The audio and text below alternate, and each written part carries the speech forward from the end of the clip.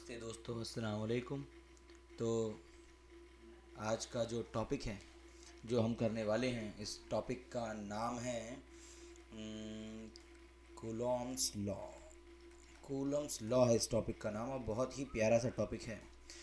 Basically ये topic जो है दो चार्जेस के बीच के फोर्स के बारे में बात करता है। मान लो एक चार्ज यहाँ पर है Q2 और एक चार्ज यहाँ पर है Q1।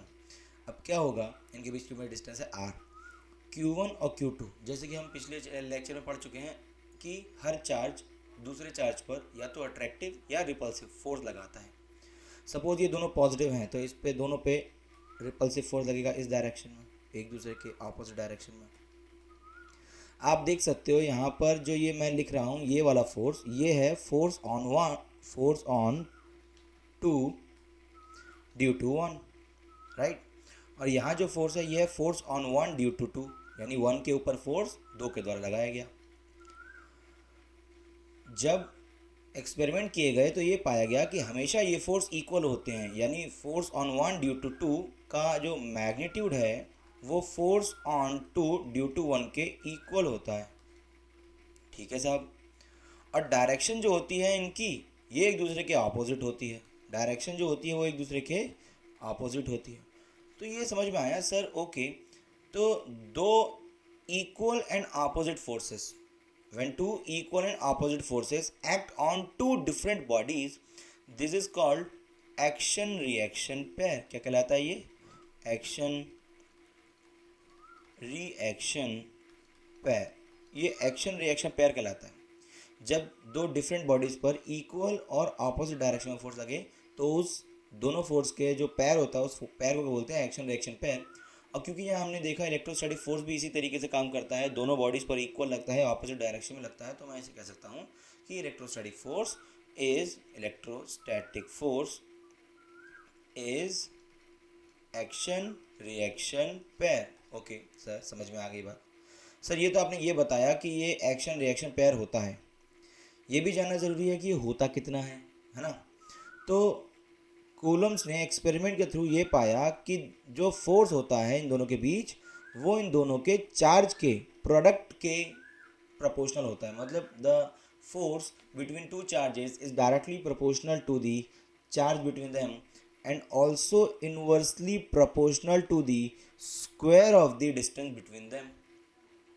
अगर इनमें कंबाइंडली लिखूंगा तो लिखूंगा Q1 Q2 upon R square.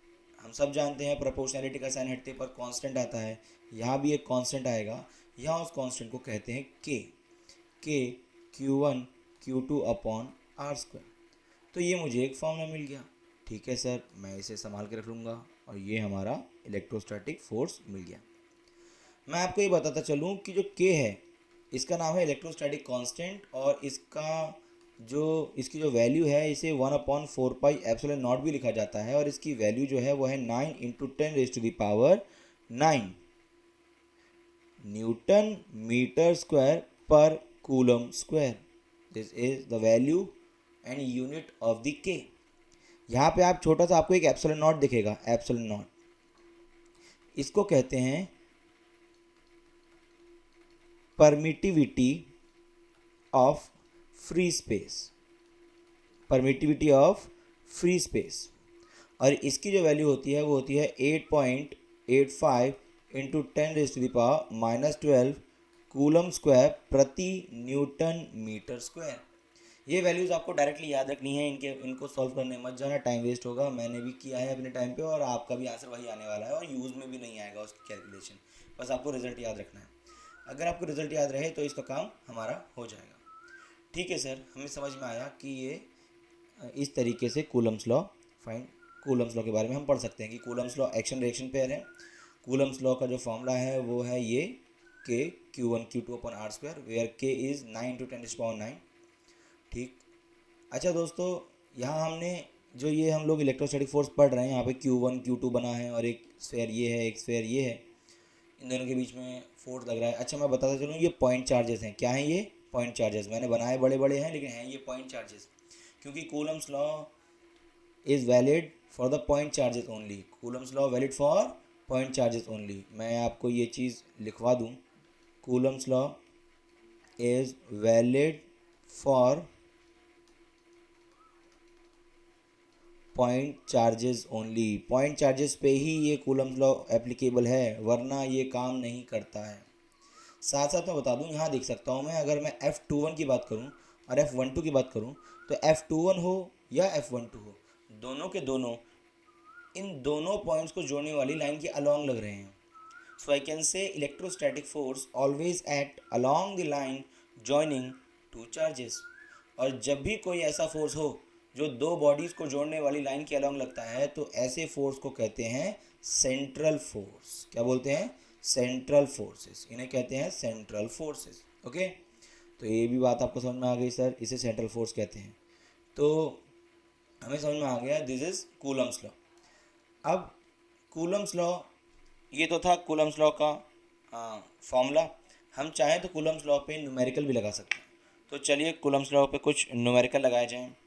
Coulomb's law पे न्यूमेरिकल लगाने के लिए कोई छोटा सा न्यूमेरिकल ले लेते हैं। लाइक सपोज एक चार्ज है यहाँ पे 2 कूलम, और यहाँ से थोड़े दूर एक दूसरा चार्ज है 5 कूलम। इनके बीच की डिस्टेंस मान लेते हैं 0.5 मीटर। सपोज़ हमसे पूछा जा रहा है, बताइए इनके बीच में इंटरेक्शन फोर्स कितना है। या फिर हमसे पूछा जा सकता है कि what is the force on 2 coulomb and what is the force on 5 coulomb.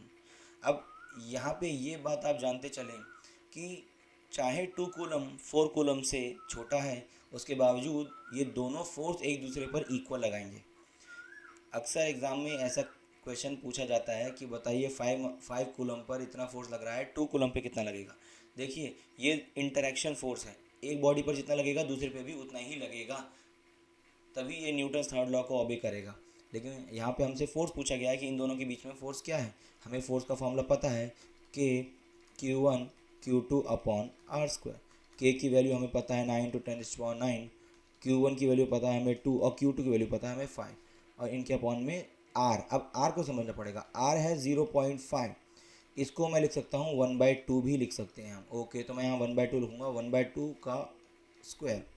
Okay, अगर मैं इसे आगे ले जाऊँ तो मैं लिख सकता हूँ ये 5 × 10, ये 5 × 2 जो है ये 10 हो जाएगा, और ये 10⁹ पहले से ही है, तो बन जाएगा 9 × 10⁻10 अपॉन में 1/4, क्योंकि ये 1/2 का स्क्वायर है। अब ये 4 डिवाइड के डिवाइड में है तो ऊपर चले जाएगा, ये 9 से मल्टीप्लाई करके आएगा 36 × 10⁻10। क्योंकि हमने अभी यहाँ पे फोर्स निकाला है, तो जो आंसर आएगा वो आएगा न्यूटन में। तो ये था पहला क्वेश्चन जो हम लोग कर सकते हैं कूलम्स लॉ के ऊपर। अगर हम और क्वेश्चन करना चाहें, वैसे तो इस पर बहुत सारे क्वेश्चन हैं, और क्वेश्चन करना चाहें तो एक क्वेश्चन और ले लेते हैं। सपोज़ यहाँ ले लेते हैं यहाँ एक स्फीयर ले लेते हैं 2 माइक्रो कूलम। एक फोर्स ये है 2 माइक्रो कूलम, और दूसरा फोर्स जो है वो है -3 माइक्रो कूलम। ओके, अच्छा इनके बीच में सिंपल सी डिस्टेंस ले लेते हैं। लाइक चलो 7 नहीं यार, 7 तो यार डिवीजन में परेशान करेगा। यूट्यूब पे तो हमेशा आसान वाला एग्जांपल लेना चाहिए ना, जिसमें आपको परेशानी ना हो समझने के लिए। जब हम लोग कई सवाल कर लेंगे तो हम मुश्किल सवाल लेना शुरू कर देंगे, ये फिगर परेशान करेगी। तो यहाँ पे 1 मीटर ही ले लेते हैं। चलिए, अब मुझसे पूछा जाता है what is the force between them. Like ये भी पूछ सकता है what is the force on 2 micro coulomb due to 3 micro coulomb, और ये भी पूछ सकता है कि what is the force on -3 micro coulomb due to 2 micro coulomb. अच्छा, ये बात हम जान सकते हैं कि क्योंकि एक पॉजिटिव और एक नेगेटिव है, तो दोनों के बीच में अट्रैक्शन फोर्स होगा, दोनों के बीच में अट्रैक्शन फोर्स होगा। This is the force on 2 and 3। Okay, तो मुझे फोर्स निकालना है, तो फॉर्मूला में वही लगाऊंगा, के Q1 Q2 upon R square. के की वैल्यू मुझे पता है, के की वैल्यू है 9 × 10⁻9, और Q1 की वैल्यू है 2 माइक्रो। माइक्रो मतलब 10⁻6। मैं आपको बताता चलूँ कि ये जो माइक्रो कूलम होता है ना, माइक्रो का मतलब होता है 10⁻6 coulomb. Okay, into Q2। Q2 is the 3 micro, तो 3 micro upon R square. R is 1। अच्छा, आप में से कई लोग पूछ सकते हैं कि सर आपने 3 के साथ माइनस क्यों नहीं लगाया, 3 के साथ माइनस क्यों नहीं लगाया। देखिए, निगेटिव जो है वो ये बताता है कि इन दोनों के बीच में फोर्स अट्रैक्टिव होगा या रिपल्सिव, और अट्रैक्टिव या रिपल्सिव को जानकर हम इसकी डायरेक्शन वैसे ही बता सकते हैं। तो ये जो फॉर्मूला हम यूज़ कर रहे हैं ना, this is only for the magnitude of the force, so this is the scalar formula या scalar form of the Coulomb's law. ये वेक्टर फॉर्म नहीं है, इसमें हमें डायरेक्शन फाइंड नहीं करनी है, डायरेक्शन हमें पहले से पता है। तो this is the scalar form of the Coulomb's law and that is why we are not taking minus into consideration.